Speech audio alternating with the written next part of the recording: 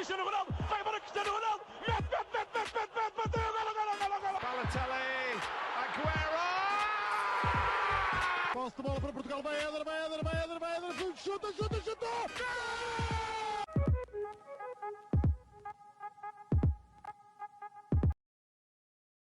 Hello to all.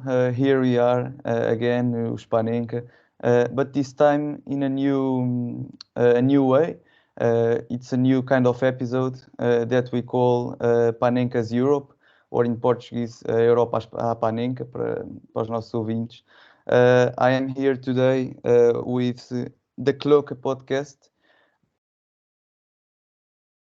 with Nicolas Fivet, and just to start, tell me something about you, and if you want the podcast as well, let me know about that situation. Yes. Hello, everyone. I'm Nicolas Fivet, 20 years old. 28 years old, sorry. I already have 20 years a season ticket at Bruges, so I've been a fan for a long time. I'm raised and born in Bruges as well. We started 3 years ago with the Klokke Podcast. It's a fan podcast by fans for the fans. So we basically discuss every week the news about Club Brugge and what's happening with the team, the matches, but we also make some specials with ex-players and do stuff like that, or do transfer deadline day special. We make a lot of audio content for Bruges fans. Yes.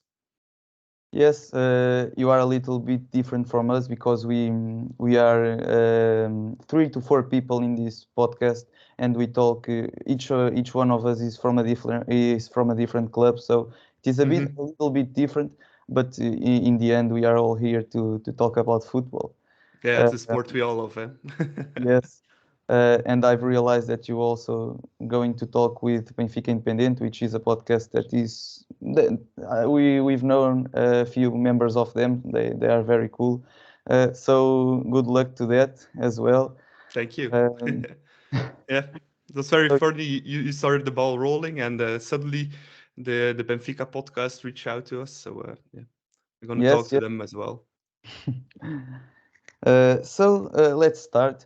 Can you tell me how did you become a Club Rouge fan, knowing that there are several other important and historical clubs in Belgium, such as Standard Liège, Anderlecht, Ghent. So how did you become a Club Rouge fan? Well, obviously, I'm born and raised in Bruges, which makes it easy to support Club Brugge. But in Bruges, you have two teams as well. You have Cercle Bruges and Club Bruges. But I have the romantic grandfather to grandson story. My grandfather took my father to the football. My father took me to the football. So it's like a family thing to be a Club Brugge fan. So I go with my dad every game and my brother as well, although he lives in Dublin now. But yes, we watch all the games together. It's like a family thing, and that's how I became a supporter of Club Brugge. It's also a real family club, so yeah. Yes, I've been doing a little research before we came here, and I found that the club is very old already. What can you tell me about some parts of the history, the main parts of Club Rouge? Well, Club Brugge is founded in 1891, which is the third oldest team in Belgium. The only other known old team, the oldest team in Belgium, is Antwerp, which was the first football club, but Bruges was the third. We didn't have a lot of titles until the 70s. We only had one title between 1891 and the 70s, or two titles maybe. But after that, we had some golden years in which we also played a Champions League final as the only Belgian team. We reached the final. We lost it against Liverpool in Wembley, unfortunately. It's the only European or Champions League final Belgium team ever played. And ever since, we got a lot of titles, also very successful in the 90s with a lot of titles. And until the 2000s, until 2005, we had our last title. And then there was like some very bad years where Bruges didn't perform very well. The club was searching, and after that, in 2011, Bart Verhagen and Vincent Mannaert, the general director and the sports director, took over the club. And since then, we have been very successful the last years with now 3 titles in a row, almost playing Champions League every year. And now for the first time in club history since the Champions League was born in the 1990, in the second round of the Champions League, which is only the 3rd time a Belgian team achieved that. So we're doing very fine. But this season in our own competition is not that great. Yes, that's what I was going to ask you next, was about your position on the table, which is not that bad. It's the 4th place, but of course you would like to be higher in the table. For what I recall from Bruges, you've been playing quite well this season. So what happened? How are you in this position? Well, it's a very different season from other seasons. I think in Europe we have played some amazing games.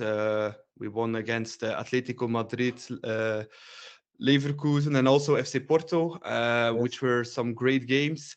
But in that games, Bruges is a little bit like the underdog, and I think that's a position that suits the current team better than being a dominant team, and that's what's is the problem a little bit in the competition. We have problems with being dominant in some games, and that's why we've lost already a lot of points. Also, the trainer has changed in January. Now we have Scott Parker as a trainer, not Karel Hoefkens anymore.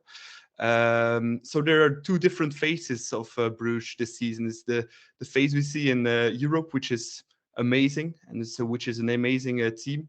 And then we have the other side on the Belgian competition, which isn't that great. So I think the position of an underdog suits us a little bit better maybe this season. Yes, and let me say that one particular game that you've played, it was 4-0 against Porto. In Porto was a very good game to see. Yeah, I thought so too. But we have to be honest. I think Bruges had a very, very good day that day, and Porto was really bad. I think, and in the return game in Bruges, it was also 4-0 for Porto. And you can see it can go both ways. But it was an amazing game in Porto. I think it was one of the best performances of Bruges ever in the Champions League. With also the 2nd youngest goal scorer ever with Antonia Nusa on the end, which was also a great achievement for the team and the club in developing youth players. But the game in Porto was amazing, and I think nobody expected it to happen, especially not with 4-0. Yes, that's exactly what happened. I never expected that to happen because I know how powerful Porto is. Especially in Europe, they have been doing some very nice campaigns over the last few years. So I was surprised, but I sit there and I started watching the game, and yes, it was clear to me that Bruges was being the best team, and you deserved the win. So let's talk about Benfica a little bit now. What do you know about Benfica? Their strengths, their problems. Well, I know they have a very good side with a lot of great players. I think, luckily for us, the best one has left to Chelsea with Enzo Fernandez. We also the World Cup. He was amazing with Argentina and was one of the key players to win the World Cup. But they also have Otamendi, which is a great defender. I know. You have the Ramos, the striker, who also made a hat-trick in the World Cup. Vlachomidos, the goalkeeper, is also a very good one. João Mario, I know some players. So, it's a very good team. And also Gonçalo Guedes came back to the club this last winter, so which is also a very, very good player who played well for Valencia, Wolverhampton. So, I think it's a tough side for Bruges to face. Yes, we are thinking the same. It's going to be a very interesting game. You've described exactly some of the most important players of Benfica, with Rafa as well. I don't know if you know him, Rafa Silva. Yes, the winger, very fast player. Yeah, he is also one of our best players. And to face Benfica, what kind of strategy do you think Bruges will take? Or let's say it this way: what is the style of playing of Bruges this year? Yes, This season? it's difficult to describe. As I said, in Champions League, it's been very different than in the Belgium league. We also have a new trainer now, so a new manager, Scott Parker, who likes to play 4-3-3. That's very clear, as it was in Porto. I think we played 3-5-2. Most Champions League games we play 3-5-2. But Scott Parker is sticking to 4-3-3, which isn't that bad, I think. It suits the players also well. But it's a very balanced offensive kind of football, but also with getting into a good defense as well. So it's attacking without too many risks, I would say. So Yes.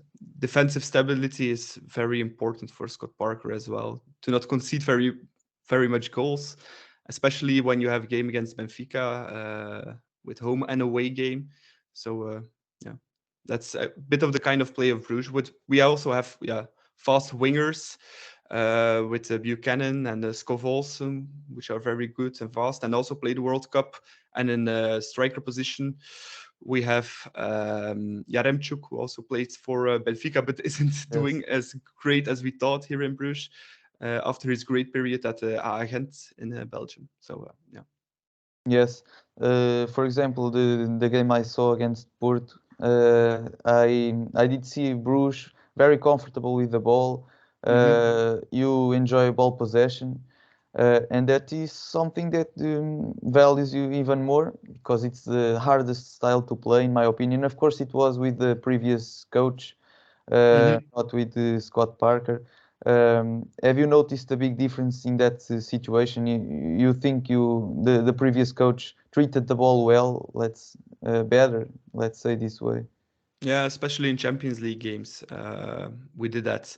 But I think if we do that against Benfica, we'll have a little problem, because I saw some games of Benfica as well against Paris Saint-Germain and Juventus, and the way they control the ball, it reminds me a little bit of Ajax a few years ago, who also played like a really possession kind of play. So I think if we try to play the same game as Benfica, we will have it will be very difficult for Bruges. So I think maybe a more defensive counter style of football will be our best shot to get a result against the Portuguese sides. Yes, I can see what you're saying, but I think that trying to have the ball against Benfica would be the best approach. Of course, I'm not a coach or nothing like that.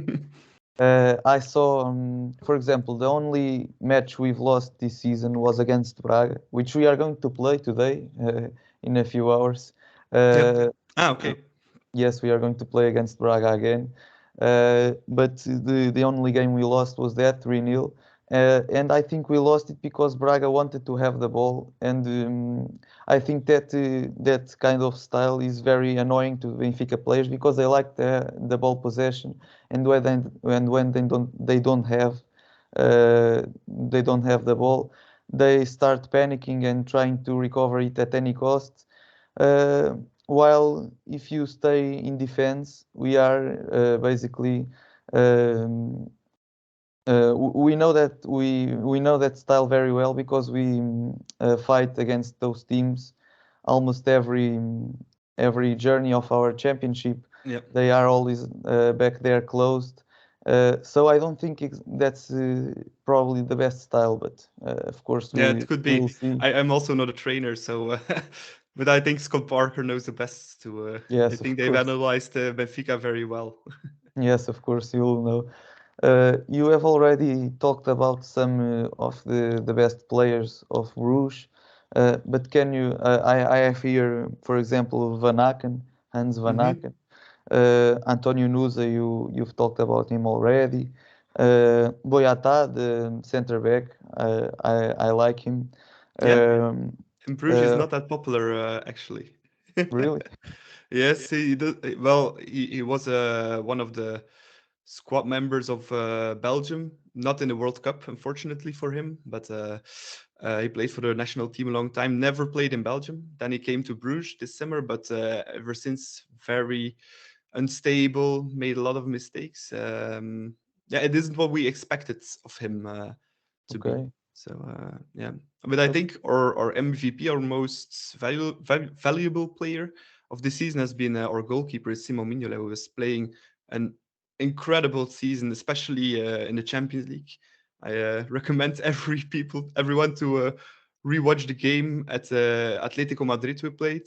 I think you couldn't do better performance as a goalkeeper. What he did there, it was unbelievable. What he performed there, and he also won the Golden Boot 2 weeks ago in Belgium as the first goalkeeper in almost 30 years. So I think it's one of the maybe the most key player of Bruges at the moment. Okay, that's I didn't know that. Yeah. We still are reminded of Mignolet for that Champions League final with Liverpool. That he didn't perform very well. So, but if he is doing very good season, we'll have Of to course. be prepared for that. Yeah, and he's also after Thibaut Courtois, second goalkeeper of Belgium as well for the moment. So yeah. Okay. I forgot to ask you about this before, but it's very important. It's not important, but it's a curiosity to our Portuguese fans that follow the podcast. What is the opinion of the Belgian people about the Portuguese league? What do you think about the league? Well, I think it's honestly not that strong league, except for 4 teams. I think like Porto, Sporting Lisbon, Sporting Club, or Benfica and Braga are like really top teams, very good teams performing in Europe as well. Very, very good, a lot better than the Belgium teams. But I think the rest of the league is not that really strong. I think in Belgium you have more variety of big clubs or semi-big clubs. You have Bruges, you have Anderlecht, you have Antwerp, Standard, Gent, Genk, Union nowadays. So there you have like 7 teams who are able to compete for the title. I think that's a big difference between Belgian and Portuguese league. But yeah, the Portuguese league has brought the world a lot of talents around Italy, England. Most recently with Enzo Fernandez to Chelsea for very, very big amounts of money. Yes. So they're like the breeding place for young talents all around Europe and for all nationalities. So I think that's a really big advantage for Portuguese league, and that's where we as a Belgium league will want to grow to bring out more of these kind of big talents, and that's something we have to work for. But teams like Sporting Lisbon, who brought Cristiano Ronaldo, or Benfica, who had Eusebio and Figo and other players. So Porto as well, with a lot of great players in the last years. So I think that's a big difference. There are more talents coming out of the Portuguese league than the Belgium league. Yes. And just out of curiosity,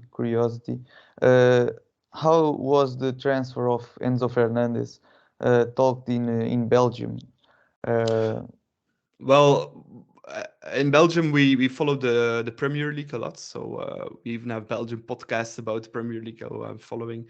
And there was thought about a lot because, first of all, there was a release clause in his contract of 125 million. Then Chelsea didn't want to pay it. Then in the second hand, they bid on it, but Benfica refused. So everyone thought he was staying.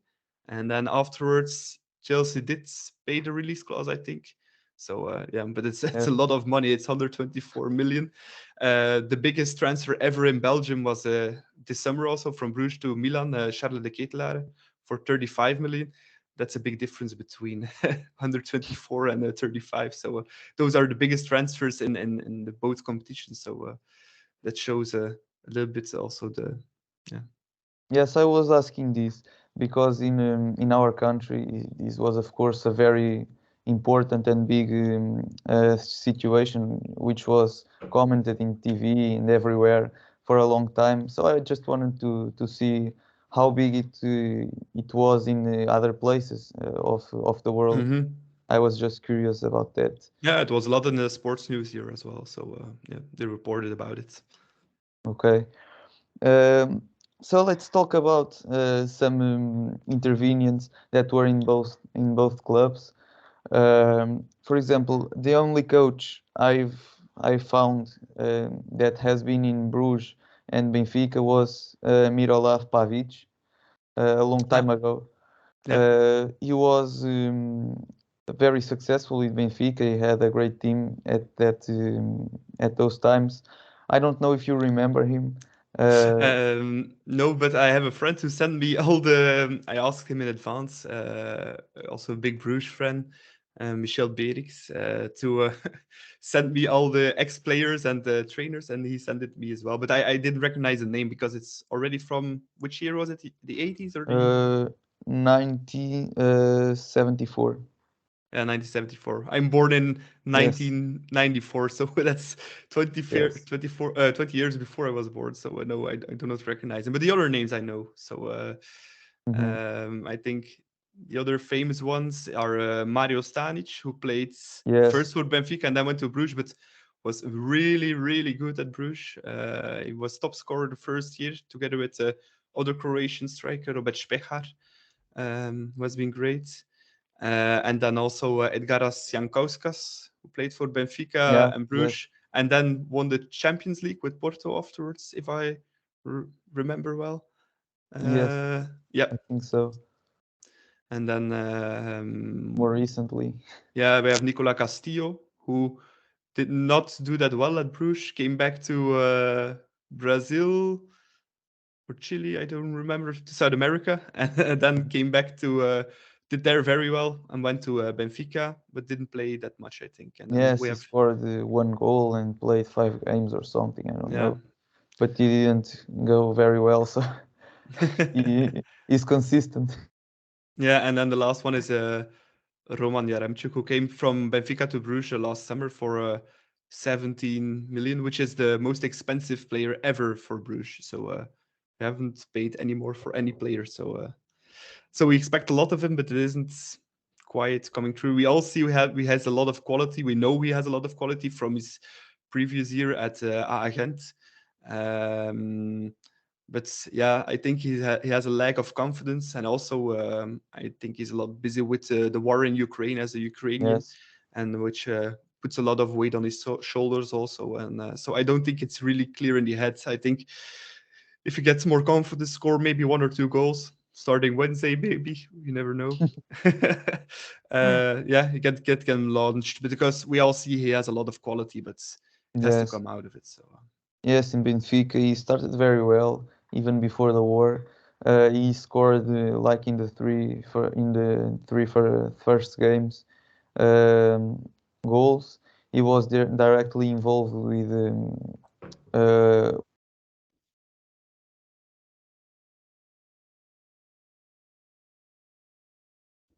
we thought it was about the war, that he started to disappear from games, and he didn't perform as well as we thought. For what you're saying, he's doing exactly that in Belgium as well. That's unfortunate. He's a very, very good, very talented player. We had high expectations for him here in Benfica. He didn't do as well as we thought, and for now he also isn't performing very well in Belgium. Just to end, I would like you to tell me what are your predictions for the game with Benfica, or the 2 games. Are you confident? I think when we had a draw, you can draw a lot of teams like Paris Saint-Germain, Manchester City, or other great teams in Europe. And I think Benfica was one of the better sides to face, but still it's an incredibly good team who plays an extraordinary kind of football. So I don't place our chances too high. It's also the first time we go into the second round of the Champions League. So it's also a little bit of a first time. It would be enormous to reach the quarterfinals. But I'm giving Bruges 20 to 25% to qualify. I think on a good day, like we had in Porto, and maybe the Champions League gives our players a little bit other kind of mentality. I think that will help. And so 20 to 25% I give Bruges to qualify. So I think Benfica are favorites for sure. Okay, I kind of agree with you. Here in Benfica, we are. I'm not going to say. No, we are confident for the match. You have very, very talented players, very good players. But we are seriously hoping to reach the quarterfinals of the Champions because the team is performing well. The coach has good ideas, has completely changed the football in Benfica this year. We have faced, as you said, Paris Saint-Germain, Juventus, and we have done very good games. So we are quite confident for the game. But let's see. Football can always bring surprises. As a Benfica fan, I hope not. But yeah, I'm you only never at the know. field. In Bruges Yes. and European nights, there have been already some very special evenings in Bruges. So I think everything can happen. And this year we have been more successful in away games in Europe than at home. So maybe in both games we didn't concede yet in an away game in Europe this year. So we didn't concede one goal. So let's see and let's hope for the best for Bruges. But it will be very, very, very tough, I think. Yes, it's what we all expect, and a good game. It's the most important thing. The person who contacted you, João Blanco, asked me to ask you something Okay. of an ex-Sporting player, Dost. How did he Yes. perform in Club Rouge? Well, Bas Dost, yeah, we liked him very much. We already knew him a lot because he's from the Netherlands, which is close to Belgium, so we know him. Knew him before he came to Bruges. He scored a lot of goals. He's a goal machine. Even in Bruges, he scored a lot of goals. But the thing with Bas Dost is, I think it's a very good striker. But when you need a striker to help the other play come closer to the attack or help in attack, he isn't that great. He's great when he can score a goal. He's always on the right place, good with the head, good with the foot. He's very clinical, but when he wasn't performing as well in play. So that's why Bruges let him unfortunately go to Utrecht, where he is still scoring goals as he always does. Even in Bruges he did it, but I think it's a good player. We liked him very much, but in play it's not enough for Club Brugge. I think we need better footballers, even in attack. So that's why we have now yaremchuk of Benfica we bought, and then fernandez of Barcelona, who came to Bruges this summer. So who are better footballers than Bas Dost. Yes. Okay, this one is right to Blank to hear. Thank you as well for that opinion about Bas Dost, and of course, thank you for attending to our podcast, to accept our invitation. That's very nice. Yes, of course. Very glad to be here. Hearing the opinion of a Club Rouge fan, it's very good. And thank you again for this opportunity. And good luck in Benfica Independente and BTV. Yeah, thank you. You're coming to Bruges next week or not? To Bruges? No, I'm No, not. but you're gonna watch the game in Lisbon, I think. Probably yes. I'm going to watch the game Yes. in Estádio I da am Luz. fortunately not coming to Lisbon. I was planning. Some friends of me are going. I already did the Atletico game in Madrid this year and the game in Leverkusen with Bruges. But this one I have to let go. I have a marriage this year, so I need my money for that. So unfortunately, Yes, I'm not of course. joining in Lisbon. Yes, of course. But I'll probably be in Estádio da Luz for the second leg. No. Thank you. Thank you to all our listeners, and see you in the next episode. Yes, goodbye.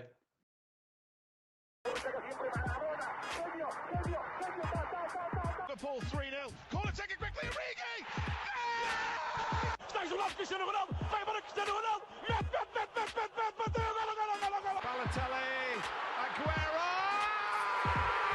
Posse de bola para Portugal, vai Éder, chuta! Gol!